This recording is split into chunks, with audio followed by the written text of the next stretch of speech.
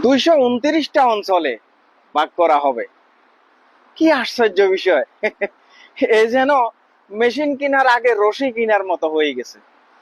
বন্ধুরা, আমি আমার বন্ধুদেরকে নিয়ে একটা ইন্টারন্যাশনাল মার্কেটে গিয়েছিলাম।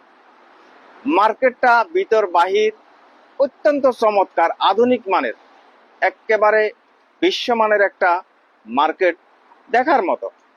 যতটুকু সম্ভব আমার সাধ্যে কুলাইছে আমি বিভিন্ন দিকে ঘুরে ফিরে চেষ্টা করছি আপনাদের কিছু মনোরঞ্জনের জন্য ছোট্ট একটা ভিডিও তৈরি করেছি।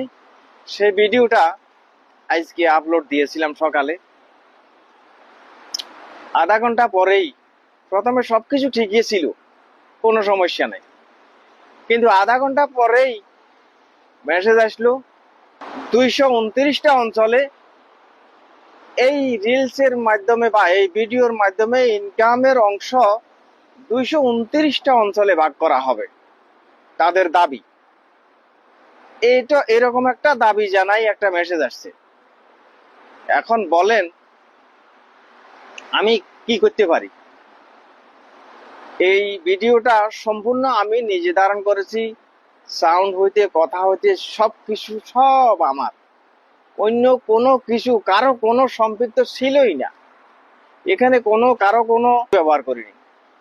এরপরও কেন, কি জন্য এ ধরনের একটা রিপোর্ট আসে আর ফেসবুক মামু কিভাবে তাদের এই দাবিটা গ্রহণ করে তাও বুঝতে পারতেছি না।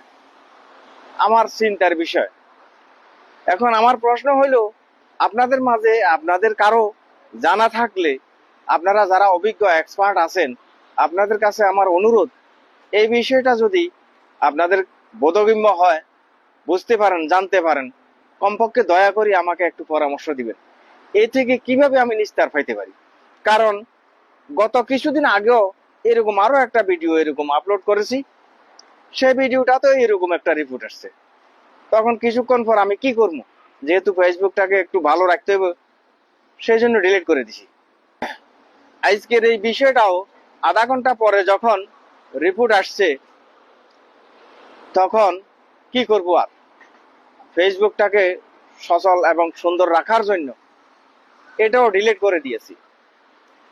এর ভিতরে এই মেসেজের ফটোকপি করে নিছি, এই মেসেজের কপিটা আপনাদের জানার জন্য নিচে দিলাম।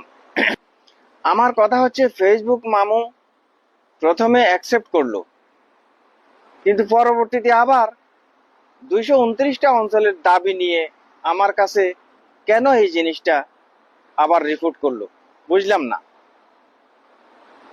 উনি ওনার সেন্সর এবং রোবটের দ্বারা সবকিছুই দেখে, জানে, বুঝতে পারে, কিন্তু এটা বলতে গেলে সম্পূর্ণ অর্গানিক, আমার নিজের কথাবার্তা, নিজের ভিডিও, সবকিছু, এখানে কারো কোনো সম্পৃক্ত নাই।